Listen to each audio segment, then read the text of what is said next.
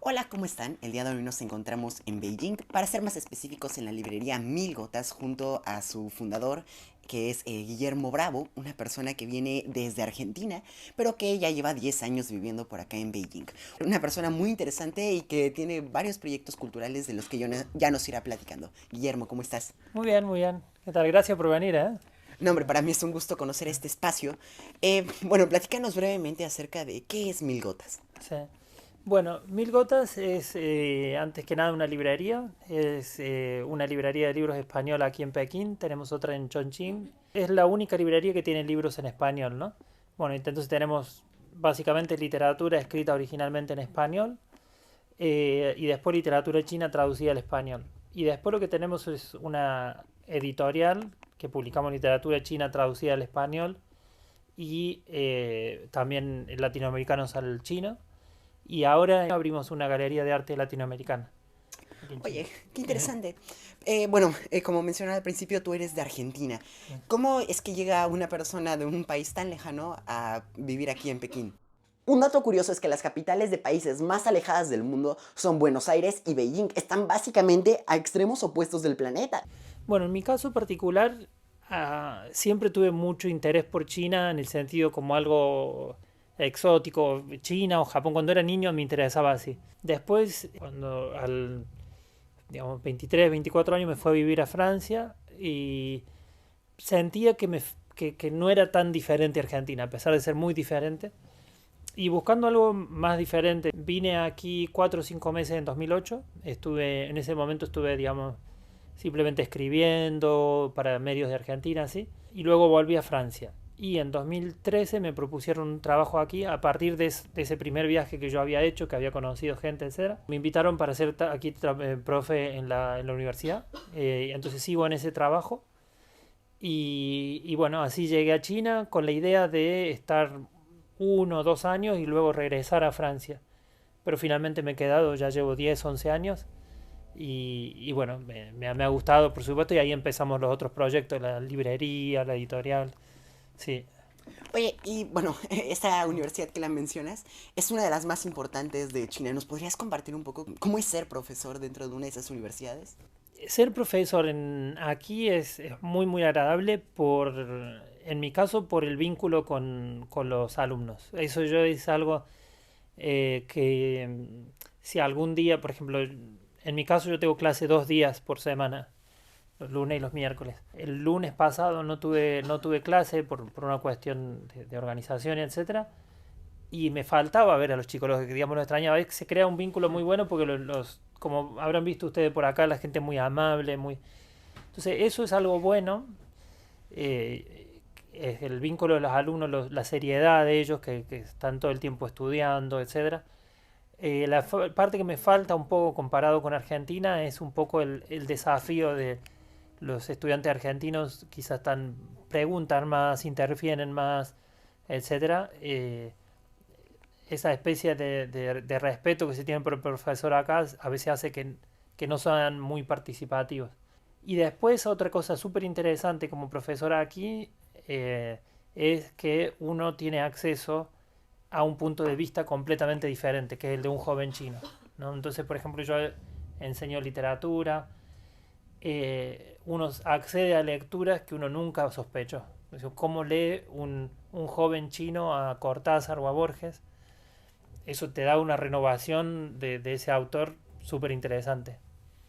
Oye, y bueno, en este tipo de aspectos me gustaría que me compartieras qué sería lo diferente que podríamos encontrar en autores que, bueno, a final de cuentas creo que la literatura es un arte y que, como cualquier otra, transmite de maneras diferentes dependiendo del contexto. ¿Qué diferencias has encontrado en esas lecturas entre China y Latinoamérica? Que hay detalles que ellos toman que a nosotros se nos pasan, ¿no? Como por ejemplo, una vez leímos Casa Tomada y me di cuenta que ellos se imaginaban a los personajes como chinos. Entonces, es un cuento argentino que yo siempre lo imaginé como por dos hermanos argentinos, de repente llevarlo al contexto chino.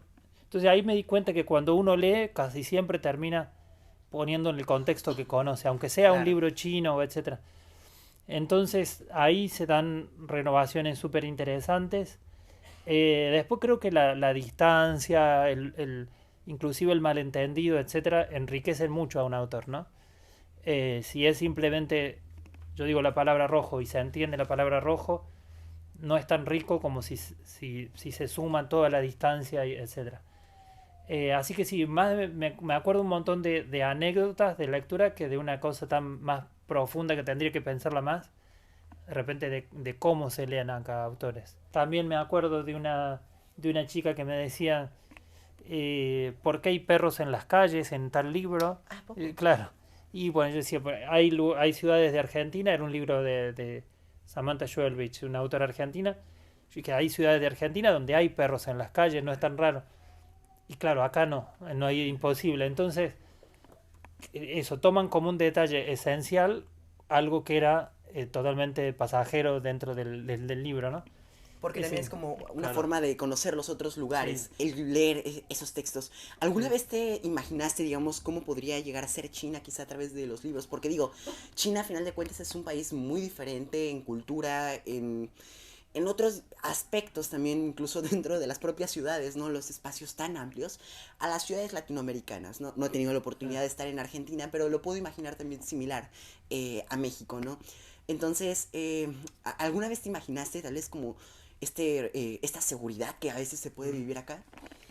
Claro, no, yo leyendo autores chinos, uno no sé si se puede imaginar China. Yo cuando llegué a China me pareció parecido a la que yo me imaginaba, la China del 2008, porque creo que lo que primero uno ve es lo que uno había imaginado. Después cuando uno se queda, empieza a descubrir más cosas, ¿no? Y el cambio que ha habido de 2008 hasta ahora ha sido directamente increíble. Y bueno, uno viviendo acá se va dando cuenta que las cosas que uno, por ejemplo, ve en un libro, eh, no las alcanzaba a percibir hasta estar aquí. Ver un Mm. montón de cosas así. Y sí, acá hay muchas cosas que por ahí no nos asombran a primer punto de vista porque hace falta tiempo para conocerlo, pero como recién estábamos hablando también, la seguridad, todo eso yo no lo imaginaba que acá sea tan seguro, que es un tema que a nosotros como latinoamericanos nos llama la atención. Sí, sí, sí, eso era un tema que nunca lo habría imaginado de aquí. Digamos que vine por unas razones a China y me quedé por otras. Bueno, creo que es un país que puede asombrarte, incluso enamorarte de todas, digamos, como las diferencias que encuentras e incluso mejoras en algunos aspectos, ¿no? Que digo, cada país tiene sus pros y sus contras y bueno, creo que China los tiene como cualquier otro lugar. Pero bueno, hablemos también de otra parte importante, retomando la parte de la librería. Que ahora, como mencionaste, estás a punto de abrir un centro cultural. ¿Por qué es que te parece importante? Digo, considero importante, pero usualmente me gusta escuchar las opiniones de otras personas, difundir la cultura en este país que pudiera resultarnos también tan extraño. Sí. A mí personalmente, la primera razón por la que abrí la galería, la librería y ahora la galería es que simplemente porque tenía ganas, esa es la primera respuesta. Como que me excita, me parece como un experimento, ver qué pasa poner una galería puesta acá. Entonces me parecía como una especie de experimento, ¿no? Digamos, si yo soy como un gestor cultural, como muchos de los que terminan siendo gestor cultural, antes empecé por parte más queriendo ser un creador, o a lo mejor lo sé. Entonces, como para crear algo nuevo, ¿no? Mm. En ese sentido me pareció llamativo hacer la librería y la galería. Ahora, el proyecto cambió mucho, el de la galería, que mi idea era mostrar arte latinoamericana. Mm. Entonces me mudé a un barrio de artistas con la idea de eso, de poner ahí la galería, la residencia, y estando ahí me di cuenta que el proyecto no era simplemente mostrar, sino era más bien escuchar, que yo tenía que aprender de ellos. Entonces eso cambió totalmente el proyecto y ahora a los artistas que vengan o que ya están viniendo, yo les digo, no tienen que venir a mostrar, tienen que venir a escuchar. Y eso es raro ir a una residencia artística pensando que uno tiene que pintar y no, la principal función de este proyecto va a ser escuchar. A mí me han enseñado muchísimo. Entonces, en ese sentido cambió mucho el proyecto de ser más una especie de intercambio, sí. Oye, bueno, hace Sí, rato sí, sí. estábamos platicando también de otra parte de lo que tú haces, que es esta editorial. Sí, Entonces, es sí. curioso cómo también se puede, digamos, como desarrollar este trabajo artístico en un país que, al menos en Occidente, tenemos esta idea de que es un país muy cerrado, un país que no deja tanto espacio para esa creatividad. Y bueno, con la editorial también has tenido la oportunidad de publicar libros aquí. Traes libros en español bueno, de zonas hispanohablantes. Entonces, ¿cómo has sentido que tal vez estos libros en los cuales has participado en su proceso puede que tengan algún impacto en la gente que es, digamos, como tu público? Eso a mí lo que más me interesa es esa idea de impacto, de causar un impacto. Bueno, lo que dice del control, justo en la parte del arte y de la literatura y todo eso, es donde más hay control, ¿no? Bueno, donde más se percibe el control. Y eso es algo que a mí en lo personal no me gusta y a veces me entristece mucho. Pero bueno, sacando eso, la idea de causar un impacto, a mí es lo que más me interesa. Muchas veces cuando yo veo que alguien, qué sé yo, de un pueblito del sur de China, compra un libro que no es... Porque nosotros tenemos una cantidad de libros que se venden constantemente. En las librerías generalmente se mueve mucho la cantidad de libros, el tipo de libros que se venden o los libros que se venden. Nosotros tenemos una cantidad de libros que son Cien años de soledad o casi cualquier cosa de García Márquez, Cortázar, Borges, que siempre se están vendiendo. Y después hay libros que dependen de la coyuntura, ¿no? Que se hizo famoso en un momento, etcétera. Y después hay libros que yo traigo porque me gustan y que no pienso que se vayan a vender, eh, que son de editoriales independientes de América Latina, etcétera. Y de repente cuando veo que lo compro digo, wow, qué increíble. En un pueblito se compró un libro de un escritor que no sé. Entonces yo lo que hago le escribo una carta. Oh, Sí, sí, sí. Entonces muchas veces le llegan los libros con una carta y a veces larga, inclusive diciendo, bueno, eso me interesa mucho porque compraste este libro tiene una historia para mí, como librero que le estoy vendiendo el libro, eh, para mí es muy importante, qué sé yo. Y bueno, y a veces la gente se siente un poco... algunos comentarios han sido, ¿por qué me mandan medios negativos? Algunos me han dicho, oh. ¿qué hace este tipo mandándome una carta? Pero yo sí hago eso a veces un poco de... Sí, de meterle una carta, justamente esa idea de meterle una sorpresa dentro de causar un impacto, sí, le meto una carta dentro del libro cuando va y le llega al lector, sí. Es como Y también sí, un poco de esta sensibilidad que a final de cuentas conlleva la literatura, ¿no? Volviendo a esta parte de el arte, tú no únicamente te dedicas a la literatura, como mencionas también, hay una estancia artística dentro de la galería que vas a abrir. Entonces creo que justamente como ese sentimiento, ¿no? Ese sentimiento humano también al trato con la otra persona y tal vez como querer establecer esa relación en una sociedad, y no estoy hablando de China, sino en general del mundo en el que vivimos, que ya es globalizado y muchísimo más frío, ¿no? Y que a veces en estas compras en línea, o que, bueno, aquí en China casi todo lo pides por una aplicación, cómo incluso a través de eso se puede lograr un contacto humano, ¿no? Cómo se puede lograr esa calidez. sí, sí, sí, sí, sí, me parece muy interesante lo que decís. Es lo que yo he aprendido ahora con esta experiencia de hacer la galería, es eso, la importancia, porque en este barrio al que he ido, es que ellos se juntan mucho todas las noches, etcétera, etcétera. ¿Qué es eso? Que lo más importante es el vínculo y inclusive eso, nosotros tenemos la librería, todo eso, pero yo nunca lo vi personalmente como algo empresarial de Mm. números, es decir, siempre más lo vi por la parte eso del vínculo, inclusive ¿cómo decir? La escala que hemos mantenido y todo eso ha sido una escala y todo eso que nos permita relacionarnos con la gente que viene a la librería y todo eso.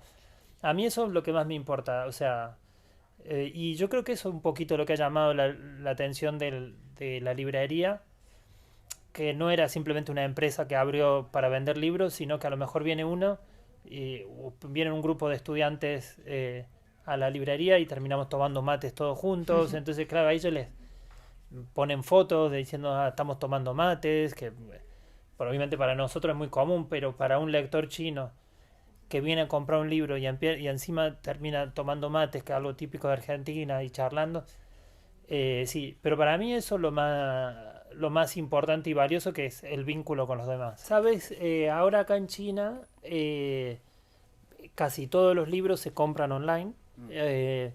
y las librerías siguen existiendo por eso, como espacios culturales, donde vas a encontrarte con alguien, donde vas a un evento. Entonces yo creo que en ese sentido las librerías van a seguir existiendo. Aquí se han transformado mucho. Casi todas las librerías chinas son como esta, que tienen muchos libros, pero muchos que van a vender adornos, Ujú. platitos, ropa. Pero como librería sigue existiendo esa necesidad de reunirse a través de algo cultural, etcétera, o sea, del libro también, Mm. que simboliza eso también.